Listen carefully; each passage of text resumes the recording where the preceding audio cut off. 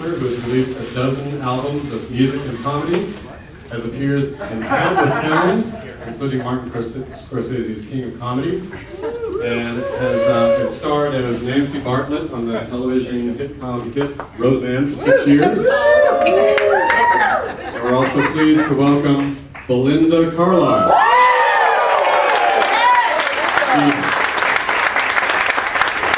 She is a Grammy-nominated performer who achieved international recognition as the lead singer of The Go-Go's. On to a very successful solo career, of course. She's released 4 solo albums with The Go-Go's, 7 others as a solo artist, and since 2001 she has toured with the reunited Go-Go's. Ladies and gentlemen, both women were part of the fabric of the LA scene during the 80s, and both share an appreciation for that period. Please welcome Sandra Bernhard and Belinda Carlisle.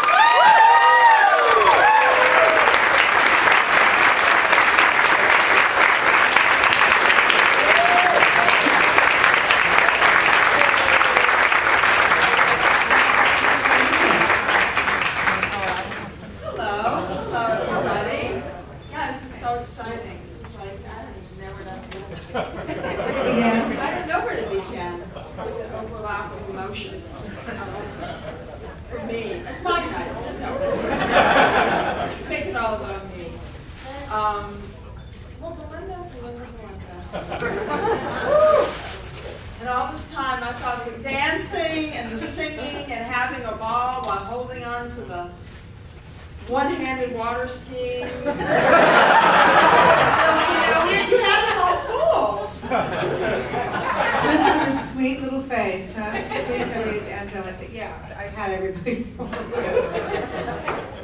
Well, this is a remarkable book.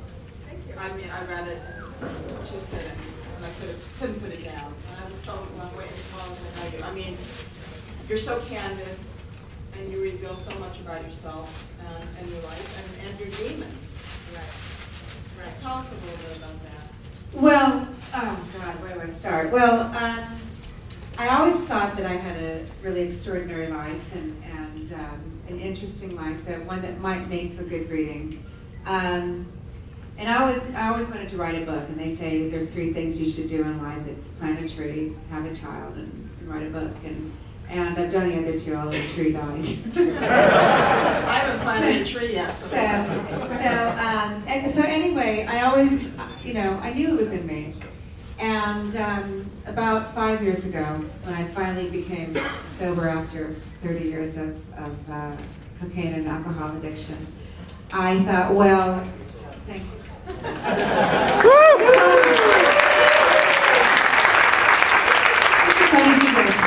I guess I should be applauding. So I thought that actually, if I was ever going to write a book, it would have to have another angle than just dirty laundry. And I thought at that point, that's time to write a book. I'm 50, I have something to say. And it could be an inspirational book on a lot of different levels. I've run the gamut of addictions and problems and overcoming abuse, emotional and physical. And also, I think it could be an inspirational book for people that are my age who might think that life is just winding down at 50. And actually, I love being 51, I have to say. No,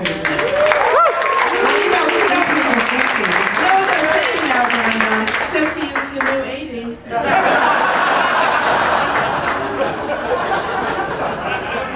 So get busy. So set the scene for us. It's the mid-70s. You just saw the Sex Pistols. You're sitting on a curb. A band is born. What was going on for you at that moment? Well, I mean, we're friends. We're sitting on a curb. The punk scene at that time was like 50 people, and that's it. And we were all following the music coming out of London. And everybody in that scene was in a band, and they were terrible. And we thought, well, we could be in a band and be terrible too, and it wouldn't matter. And that's how great the thing about the punk scene is you could learn as you went along, and if you were terrible, you were cool. If you knew how to play, it wasn't cool. So anyway, I had played drums briefly in a band called the Germs before I came down with mononucleosis and had to go back home to my Yes, parents. those germs caught. You guys are germs. The germ, exactly, the mononucleosis germ. And actually, so we're sitting and Margot said, I'll play bass, and then Jane said, I'll play rhythm guitar. So I had a choice of singing or playing the drums, and I didn't want to play the drums. You want to be sitting back there. Exactly. So I said, okay, I'll sing. I really wanted to play bass, but that was tapped. So so then the Go-Go's were born, and so well, what do we do now? We don't know how to write music. We were not trained. So we thought, well, let's ask Charlotte to join the band because she knows how to plug guitars into amplifiers. So that's what we Help did. you along, right? Yeah, exactly. And she was actually the only trained musician in the band. So, the poor little Go-Go's, everybody felt sorry for us and gave us lessons for free. And we rehearsed at a legendary punk club in LA called The Mask. And I remember. when you think about it, within 2.5 years, less than 2.5 years, we went from knowing absolutely nothing to becoming the biggest band in America for a year at least, So it's a pretty phenomenal story.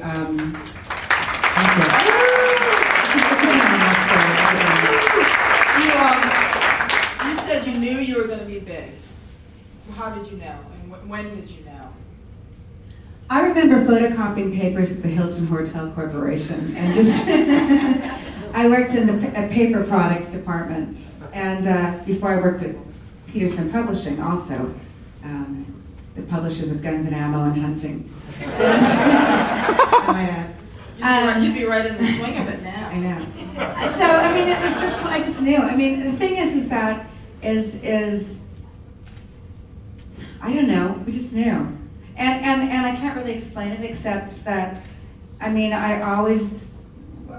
think that that's actually what put us over the edge, because logically speaking, there was really no reason why we should be big. But I think it was just that law of attraction or whatever I think all of us in our own way believed in abundance and that we deserved it and that we would do it and we got it. So, there's no other reason for it, except there was natural talent in the band. And in fact, I remember Jane writing the music to Our Lips Are Sealed and with masking tape on the frets of her guitar and numbering the guitar frets from 1 to 20 and writing 2, 6, 5, 4. That's how songs are written by the Go-Go's. Well, at least you wrote them. Exactly. Well, we did, and we weren't put together by Anis Svengali. We did it ourselves. It was actually because we were all boy crazy, and it was to get boys, and it was a girls' club, and it was a total female operation, female roadies, female management, and it was really to have fun, and we knew we were going to be rich and famous one day. Well, that's what was always reflected through the music, and that's why everybody loved it, because it was really, it captured the California zeitgeist and vibe of the time, which was to go to the beach and spend all day there. Nobody worried about skin cancer Right. until 30 years later.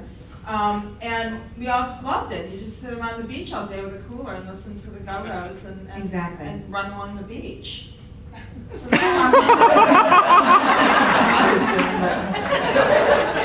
I was there.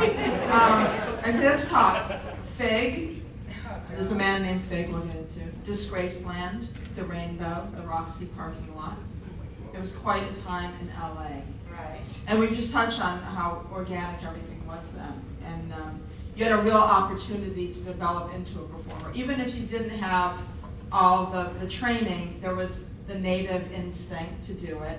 And I think that there was time to grow and explore, not just for the same as for me when I was a manicurist and going to the comedy clubs every night and getting up. You mean you had to do it. There was no other way to get there except to plow through and do the work. It's so different today, and I'm just wondering what you think about the whole, the whole vibe, the American Idol, the sort of weird, way of making it now. Do you think you guys could have made it today the way you made it then? Obviously, There's absolutely this no. doesn't need to be discussed. We'll move on to the next one.